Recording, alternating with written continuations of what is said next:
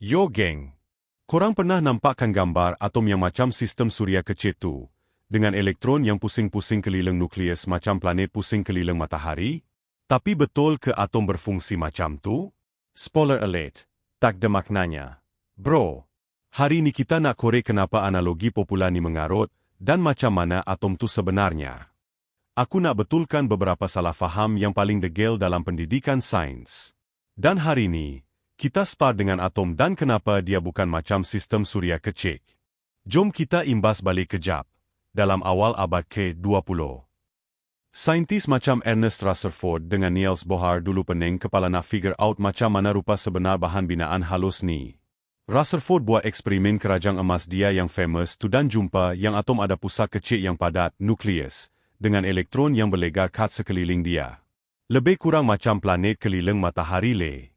Lepas tu, Bohr sambung idea tu sikit lagi dan cakap elektron cuma boleh duduk kat orbit tertentu je, setiap satu dengan jumlah tenaga yang tetap. Ini penemuan penting sebab dia explain kenapa atom keluarkan cahaya dengan warna tertentu.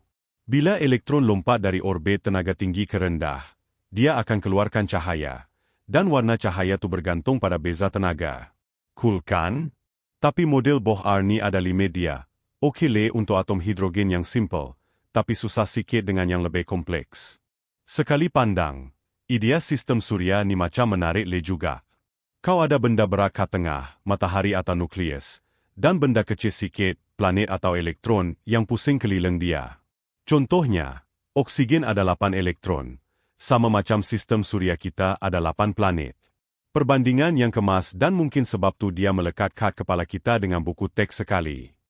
Tapi kat sini le jadi menarik.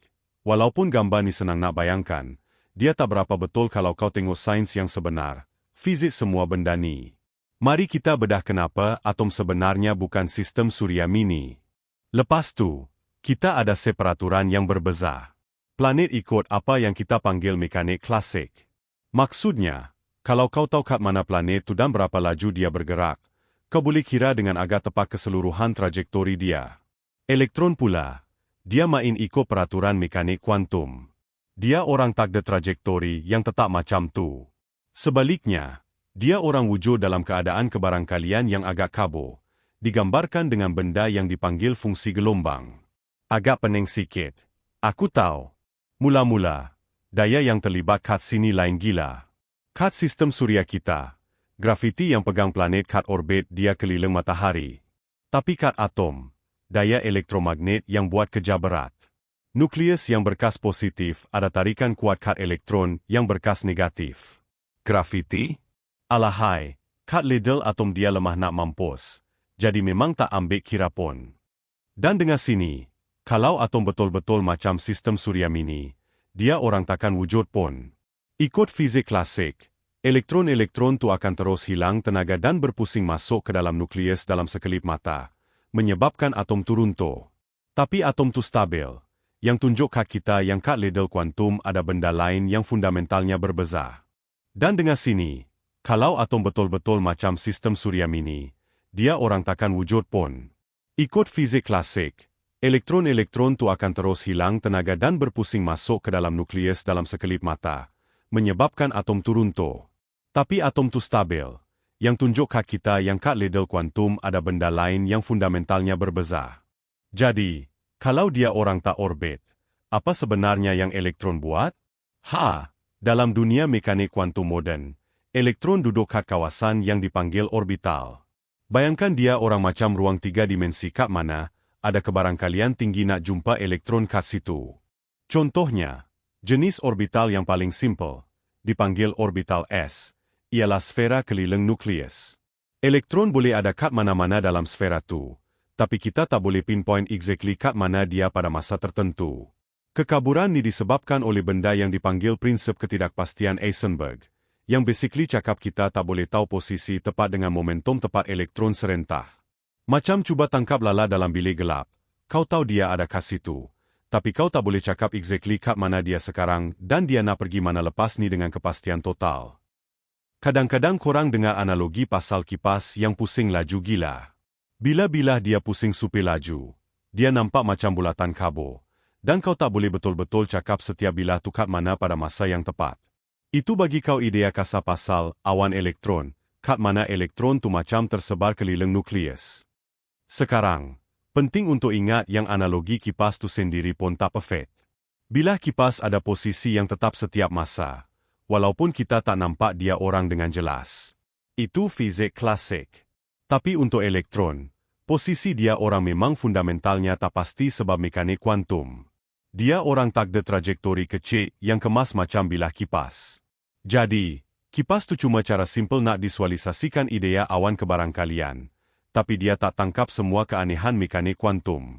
Jadi, senang cakap, elektron tak orbit nukleus macam planet. Sebaliknya, dia orang wujud dalam awan kebarangkalian yang dipanggil orbital.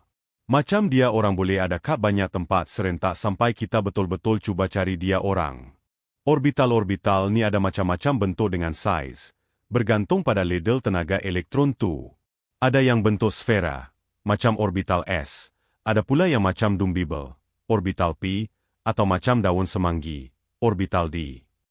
Dan tak macam planet yang mostly orbit kat satu rata yang sama. Orbital boleh diorientasikan kat macam-macam arah yang berbeza dalam ruang 3 dimensi. Satu lagi beza besar ialah elektron cuma boleh ada jumlah tenaga yang spesifik. Dia orang cuma boleh wujud kat aras tenaga tertentu, bukan kat mana-mana jarak dari nukleus. Sebab tu atom hasilkan garis spektrum yang jelas bila dia orang pancarkan atau serap cahaya. Itu sebab elektron melompat antara aras tenaga yang tetap ni. Korang fikir macam naik tangga, korang cuma boleh berdiri kat anak tangga tertentu, bukan kat tengah-tengah. Planet pula boleh orbit matahari kat hampir semua jarak, asalkan dia orang ada kelajuan yang betul. Tak ada aras tenaga yang menghadkan dia orang. Mari kita cakap pasal saiz kejap. Atom ni kebanyakannya ruang kosong. Kalau kau besarkan atom sampai nukleus dia sebesar kacang pes, keseluruhan atom akan sebesar padang bola. Itu jumlah ruang kosong yang gila. Kat sistem suria kita, matahari memang besar gila berbanding planet, tapi jarak dia orang tak ekstrem tu secara proporsional. Contohnya, diameter sistem suria, sampai orbit Neptun, lebih kurang 6,500 kali diameter matahari, ruang kosong yang banyak letu. Tapi, diameter atom lebih kurang 100,000 kali ganda diameter nukleus dia. Memang beza gila tahap kekosongan dia. Jadi, kenapa kita masih nampak analogi sistem suria ni kat mana-mana? Walaupun dia tak berapa tepat, dia cara yang simple gila nak perkenalkan idea asas struktur atom.